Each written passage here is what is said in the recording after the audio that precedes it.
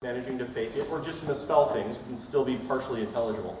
But the learning curve is learning Chinese logographic writing takes a great deal more background education to use, and it's more cumbersome to use. So it may actually be fundamentally, what's the prediction in the future if there's the competition between Chinese content and content in English, is it may even just come down to the limitations of the writing system. That is to say, the writing system being used by English is more adaptable, and it's easier to learn, and it may become something that simple. Global culture. So this whole idea of this global village, and this idea of global culture or whatever, how many people think it's kind of a load of crap? This idea of globalization. Like, it makes it sound like everybody's getting along well and everything is equal exchange and we're all sharing and learning from each other.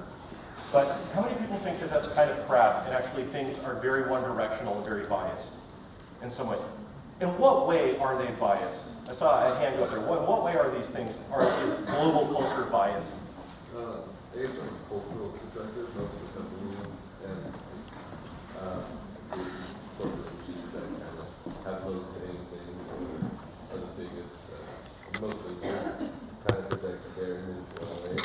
So it's basically the most influential corporations that are involved in these kinds of, and global economy are pushing things in whatever interests them, yes? Yeah. Is that what you're saying? Kind of like a ethnocentric sort of way. Like, I'm assuming that's like a Like ethnocentric or ethno-directed marketing, where it's like, in my view, globalization in a lot of ways is simply westernization. And taking things from other societies, and Western culture is taking things from other societies that seem fun and quaint, and then at the same time trying to drag other cultures into the economy we have. It's not doing so well right now anyway. And so what's interesting is if we look at global culture, if we look at global superculture, this is a working list. It's actually got a bigger sense. I did this graphic, but we're looking at a list of things that if you can pretty much go to any urban center on the planet and find pretty much most of these things, with few exceptions. That is, there's some areas of the world right now that are under war or have been embargoed and been cut out of the loop. But what we're looking at is we're looking at this strange new culture that we are all participating in one way or another. And not that long ago, 100 years ago, this was not the case. Is that we're looking at cars, trucks, buses, motorcycles, bicycles, trains, airplanes, helicopters, motorized boats, petroleum, radio communication, television communication, movies, electricity by power line and battery, electric lighting, electric appliances and tools, refrigeration and ice. Let me back up for a second. One of the most bizarre experiences in my life. I'm an undergraduate, I'm 20, and I am living in a Yucatec Maya village in the middle of the Yucatan Peninsula, middle of bloody nowhere, 250 people in the village. Most of the people don't even speak Spanish, they speak Yucatec Maya, and my Yucatec Maya is rusty. But I'm living in a household that is a thatched hut. Literally the household is made from all materials that are from the jungle. But the most bizarre thing, you sit there in what is effectively the living room in a thatched hut in the middle of nowhere, and the scene that I was sitting in the middle of, I'm like, this life that I'm in the middle of right now has not changed for probably 2,000 years. That this type of house, the clothing that everybody's wearing, how we're cooking the food, has not changed for about 2,000 years, with two fascinating exceptions. The Mexican government did a welfare program to these smaller towns out in the bush, where they brought in power lines. And so every hut had a power line going into it. So dangling from the roof rafters is this humble light bulb dangling from the power cable.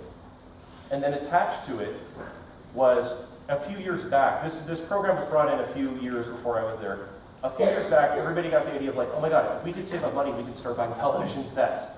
And so there's literally a stump chair with a black and white TV that is connected to a little outlet connected to the little light bulb in the middle of the kitchen. Everything else is completely, almost effectively unchanged. A few metal tools, but a lot of it is not changed at all, except that we have a light dangling from the ceiling and a black and white TV playing Spanish telenovelas and Spanish game shows.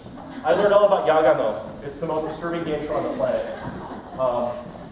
It involves basically feeding people to geese But this is the thing, is what we're seeing is the encroachment of global culture. We're seeing the encroachment of Western technology and culture, not just Western, but in this giant mass like an amoeba, it's starting to swallow up areas of the world. Traditional cultures are disappearing as we speak. So, refrigeration and ice, computers, desktop, laptop computers, the internet and internet access, cellular telephones, MP3 music storage devices. In a lot of areas of the world, cellular telephones are the first telecommunication devices to ever hit that area of the world. Cameras, film, digital video, plumbing, sewage systems, concrete, asphalt, latex, and enamel paint, glass windows, glass bottles, and aluminum cans. Gold is a high-valued metal, paper and coin currency, national police, national military, guns, high-powered explosives, hospitals, Western medicine, including antibiotics, anesthetics, and pain relievers, hotels, libraries, banks, airports, bus stations, parks and zoological parks, museums, mattress beds with pillows, unless where it is not applicable. Tropical areas tend not to fare very well with pillows or mattresses. Bathing by shower, bar soap and shampoo, laundry detergent, aniline textile dyes, that is synthetic textile dyes, mechanized textile looms, cotton cloth, pants, button-up shirts and t-shirts, shoes with laces, sandals, that is flip-flops or thongs, not the underwear, baseball caps, bottled water, carbonated water, Coca-Cola, or a cola beverage. By the way, has anybody ever been to Peru? Spent any time in Peru? What is the national beverage of Peru? Inca Cola. It was a way to compete with encroaching American cola companies like Coca-Cola. They made Inca Cola. Has anybody had Inca Cola?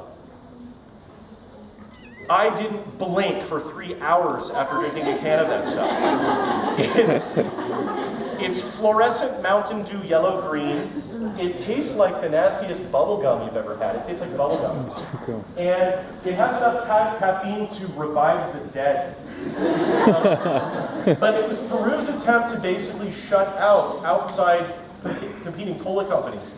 Carbonated water, Coca-Cola, orange soda. Orange soda, why is orange soda popular? It's actually because it's very easy to synthesize. It's usually basically citric acid and sugar. It's one of the simplest artificial flavors to make. Tea, coffee, orange juice, chocolate, distilled spirits, vodka, rum, gin, whiskey, anise, and high proof. Does anybody know what anise is? In fact, what's the Norwegian? Is it aquavit in Norwegian? What's that really strong, nasty stuff? Yeah, but what does it taste like?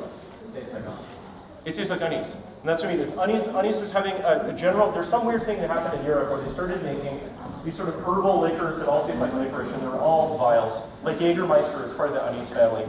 Anise, high proof beer, beef, chicken, pork. Again, alcohol and beef, chicken, and pork, depending on where there are local prohibitions or ideological prohibitions against them. Leavened bread, rice, corn, wheat, the three major grains around the globe. In that order, actually. Cow milk and dairy, except where prohibited. Plates, knife, spoon, and fork, except where not necessary. Chopsticks are still very prevalent in a lot of areas of the world. Ceramic mugs, glass cups, cologne, perfume, wristwatches, silver and gold jewelry, tobacco smoking, chairs with backs, tables with 4 legs, wax candles, paper books, maps, writing systems, and English. And lots of drugs. Number 1. Okay, so I will expect you to know all of these for the final.